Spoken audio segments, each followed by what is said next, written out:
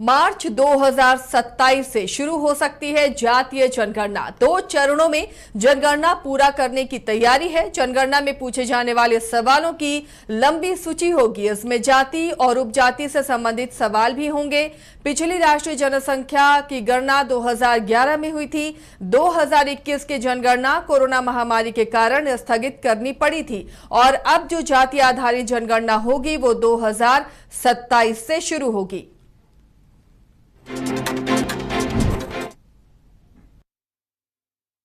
ये प्रोसेस होता है और इसकी तैयारी में लंबा वक्त लगता है। तो जो खबर मिल रही है कि अब मार्च 2027 से शुरू हो सकती है जातीय गणना, उससे पहले विभाग को तमाम तैयारियां पूरी करनी होगी। केंद्रीय कैबिनेट ने जातीय जनगणना को मंजूरी दी थी और उसके बाद से लगातार सियासी बयानबाजी भी शुरू हुई थी और सभी अपनी अपनी क्रेडिट ले रहे थे। लेकिन अब जो तैयारियां हैं जनगणना की, क्योंकि इतने बड़े देश की गणना करना, हर एक व्यक्ति की गणना करना वो इतना आसान नहीं होगा। उसके लिए बड़े पैमाने पर होमवर्क की जरूरत होती है, तैयारी की जरूरत होती है और ये 1-1.5 साल में तमाम तैयारियां होंगी और 2027 से जातीय जनगणना 2 चरणों में पूरा करने की तैयारी की जा रही है। और इस बीच ये भी खबर है कि जनगणना में पूछे जाने वाले सवालों की लंबी फहरिस्त होगी। इसमें जाति और उपजाति से संबंधित सवाल भी होंगे। आपको बता दें कि पिछली राष्ट्रीय जनसंख्या की गणना 2011 में हुई थी। 2021 में गणना होनी थी, लेकिन कोरोना महामारी के कारण ये गणना रद्द करनी पड़ी थी। उस वक्त जातीय गणना नहीं हुई थी, जनसंख्या गणना नहीं हुई थी। अब जब ये गणना होगी, जनगणना होगी, तो जाति आधारित ये गणना होगी और इसमें जाति और उपजाति से संबंधित तमाम सवाल होंगे, तमाम कॉलम होंगे जिसे भरना होगा। दिल्ली से सहयोगी दीपक जुड़े हुए हैं अपडेट के साथ। दीपक, जातीय गणना को तो मंजूरी केंद्र कैबिनेट ने दे दी, लेकिन उसकी तैयारियां भी व्यापक पैमाने पर होती हैं, बड़े पैमाने पर होमवर्क होता है। शायद इसलिए मार्च 2027 से जनगणना शुरू होने की खबर मिल रही है। क्या और अपडेट है आपके पास?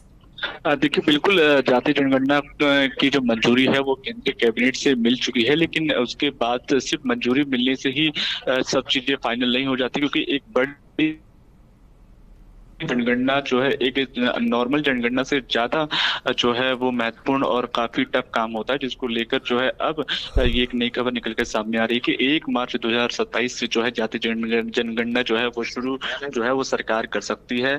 मैदानी इलाकों में जो है 2027 में जनगणना शुरू होगी, लेकिन जो पहाड़ी क्षेत्र हैं वो अक्टूबर 2026 से ही जो है जनगणना शुरू हो जाएगी। खासकर जो जम्मू कश्मीर, लद्दाख की बात करें, उत्तराखंड की बात करें, तो ये संभव ये माना जा रहा है कि 2026 अक्टूबर से जो है ये जातीय जनगणना शुरू होगी। लेकिन तमाम जो मैदानी इलाके हैं वहां पर जो है 1 मार्च 2027 से जनगणना शुरू होने की उम्मीद जो है वो सरकार की तरफ से की जा रही है, क्योंकि एक लंबा प्रोसेस है।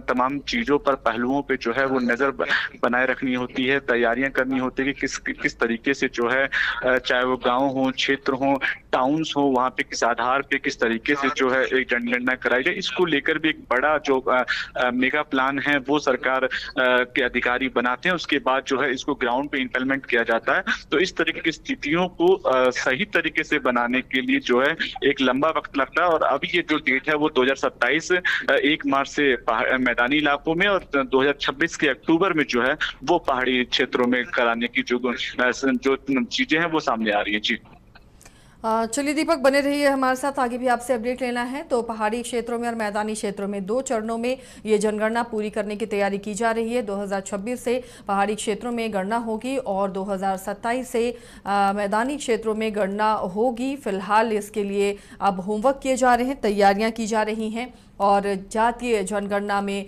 कई सवालात होंगे, बड़ा कॉलम होगा और उसे फुलफिल करना होगा।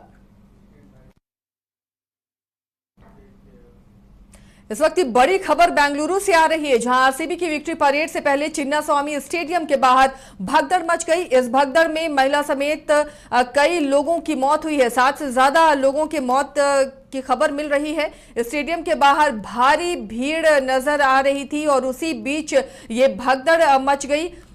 आपको बता दें कि गेट नंबर 1 के पास ये भगदड़ हुई है। 18 साल बाद आरसीबी आईपीएल की ट्रॉफी जीती है और जश्न में शामिल होने के लिए हजारों लोग पहुंच गए, लेकिन भीड़ काबू नहीं होने की वजह से ये बड़ा हादसा हुआ है। दीपक जुड़े हुए हमारे साथ। दीपक, फिलहाल स्थिति क्या है, क्या अपडेट मिल पा रहा है, कहां चूक हुई, कि इतनी ज्यादा संख्या में लोग पहुंचे, प्रशासन के इंतजाम नाकाफी साबित हुए और कई लोगों की जान चली गई। देखिए बिल्कुल, जिस तरीके से कल रॉयल चैलेंजर बेंगलोर ने एक बड़ी शानदार जो जीत है वो दर्ज करी है, लेकिन उसके साथ साथ एक दुखद जो घटना है वो सामने आता है और ये तमाम जो जश्न है वो एक हादसे में तब्दील हो जाता है, जिसके कारण जो है बेंगलुरु के चिन्नास्वामी स्टेडियम में एक विक्ट्री परेड निकाली जा रही थी, जिसमें अचानक जो है एक भगदड़ मच जाती है। जो फैंस हैं उनकी संख्या काफी ज्यादा होती है, जिसके बाद अचानक एक भगदड़ का माहौल हो जाता है, जिसमें कई जो लोग हैं उनके दबने की खबर लगातार सामने आ रही है। कई लोग जो है गंभीर रूप से घायल हैं। तकरीबन जो 11 लोगों की अभी तक जो मरने की पुष्टि की गई है, उसके साथ साथ जो ये आंकड़ा जो घायलों का और गंभीर रूप से जो लोग घायल हुए हैं उनका आंकड़ा काफी ज्यादा है। उसकी अभी तक कोई भी एग्जैक्ट जो संख्या है वो नहीं बता सकते हैं। ऐसे में कर्नाटका के जो मुख्यमंत्री हैं उन्होंने भी एक बयान दिया है कि तमाम हालतों पर जो है नजर बनाई जा रही है। प्रशासन तमाम जो आला अधिकारी हैं वो वहां पे पहुंचे हुए हैं, मौके के जायजा लिया जा रहा है और आनंद फानंद में जो भी भीड़ को कंट्रोल किया जा सकता है उसको करने की पूरी कोशिश की जा रही है। उसके साथ साथ जो घायलों को जो है नजदीकी अस्पताल में ले जाके इलाज कराया जा रहा है, लेकिन अभी तक एग्जैक्ट जो संख्या है वो नहीं बताई जा सकते कि आखिर कितने लोग जो हैं जो संख्या में मरे हैं। लेकिन अभी तक की जो निकल कर सामने आ रही है तकरीबन 7 लोगों की मरने की संख्या थोड़ी देर पहले थी, लेकिन अब ये बढ़कर 11 से ज्यादा हो चुकी है। जी चलिए दीपक, बने रहिए हमारे साथ, अपडेट आपसे आगे भी लेंगे। तो फिलहाल ये बड़ा हादसा हुआ बेंगलुरु में, चिन्नास्वामी स्टेडियम के बाहर भीड़ इतनी अनियंत्रित हो गई कि एक दूसरे पर लोग चढ़ने लगे और भगदड़ जैसे हालात हुए, जिसमें दबकर कई लोगों की मौत हो गई है। आंकड़े और बढ़ते जा रहे हैं और जो आधिकारिक पुष्टि का इंतजार हो रहा है कि अब तक कितने लोगों की मौत हुई है। कई गंभीर हालत में अस्पताल में भर्ती कराए गए हैं। दिल्ली के रोहिणी सेक्टर 7 में अचानक कमर्शियल बिल्डिंग ढह गई है, जिससे लोगों के बीच अफरा तफरी की स्थिति हो गई। दमकल की गाड़ियां मौके पर मौजूद हैं। कई लोगों के मलबे में दबे होने की आशंका बताई जा रही है। रेस्क्यू का काम फिलहाल जारी है, लेकिन ऐसे कमर्शियल बिल्डिंग का अचानक जमींदोज हो जाना, कई लोग उसमें दबे हुए हैं जिन्हें निकालने की कोशिश हो रही है। राहत बचाव कार्य चल रहा है। दीपक हमारे साथ दिल्ली से जुड़े हुए। दीपक, अचानक कमर्शियल बिल्डिंग ढह गई, कई लोगों के फंसे होने की खबर मिल रही है, कितने लोगों को रेस्क्यू कराया जा सका है?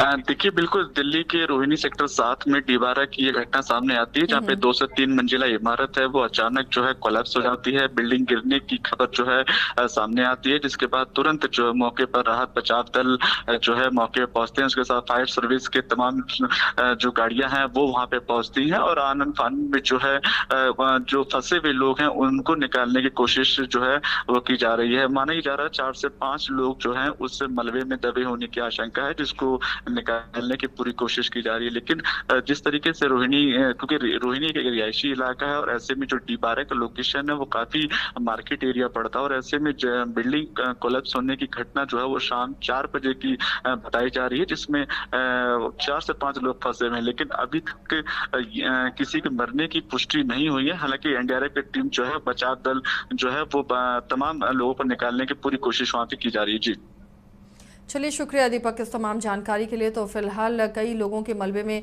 फंसे होने की आशंका है और उन्हें निकालने की कवायद चल रही है। अचानक ही ये कमर्शियल बिल्डिंग जमींदोज हो गई, जिससे ये बड़ा हादसा हुआ। गोल जहां 27 वर्षों के सफर में 17,000 से भी अधिक छात्रों ने डॉक्टर एवं इंजीनियर बनकर भरे सफलता की ऊंची उड़ान, जहां साधारण छात्र भी असाधारण सफलता प्राप्त कर बना रहे इतिहास। दूरदर्शी शिक्षाविद श्री विपिन सिंह के मार्गदर्शन में मेडिकल एवं इंजीनियरिंग के लाखों छात्रों के लिए आशा की किरण के रूप में गोल्ड रिजल्ट फैक्ट्री